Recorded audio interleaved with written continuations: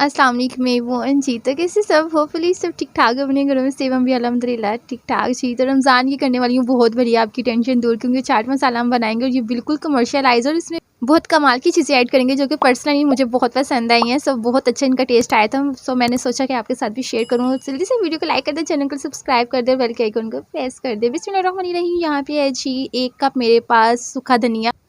और आपने क्या करना है, आपने मेजरमेंट का ध्यान रखना है, क्योंकि कोई भी चीज़ ऊपर या नीचे नहीं होनी चाहिए, ठीक है। अब यहाँ पे है जी मेरे पास हाफ कप ज़ीरा, और यहाँ पे मुझे थोड़ा सा कम लग रहा था हाफ कप से, तो मैंने इसके ऊपर 1 चम्मच और ऐड कर दिया, जैसा कि आपको नज़र आ रहा है। यहाँ पे है जी हाफ कप मेरे पास साबुत लाल मिर्चें। आप चाहें तो यहाँ पे 3 चम्मच दरा टाइप मिर्चें भी ऐड कर सकते हैं।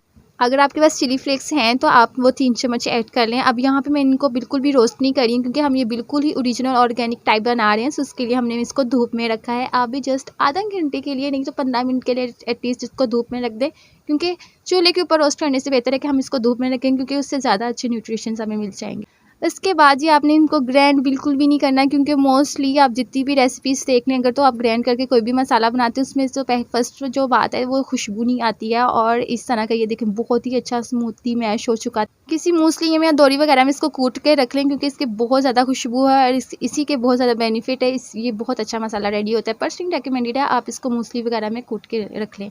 उसके बाद जी मैंने 1 चम्मच इसमें अजवाइन का ऐड किया था। क्वांटिटी आप साथ साथ लिख लें या स्क्रीनशॉट्स ले लें। उसके बाद मैंने इसमें डाली थी टाटरी।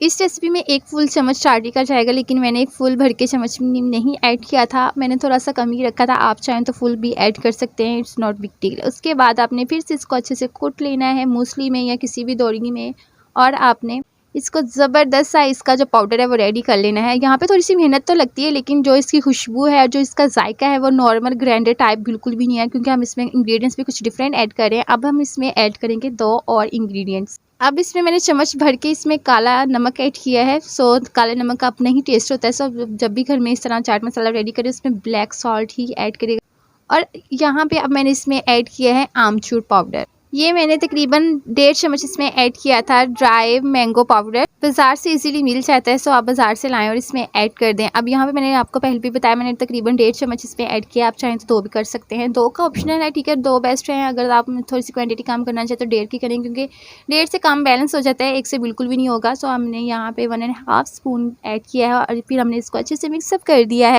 और मिक्सअप करने के बाद ये है जी कुछ इसकी final look. Check it out, very delicious and very spicy masala ready हो गया है। अब आपने करना है, आपने एक जार ले लेना है। मैंने एक छोटा सा जार ले लिया था, जिसमें ऑलरेडी मैंने मसाला चाट मसाला रखती हूँ, वही मैंने ले लिया था। उसमें हमने 1-1 चम्मच करके मैंने इसमें ऐड कर लिया था और फिर हमने जार बंद कर दिया था।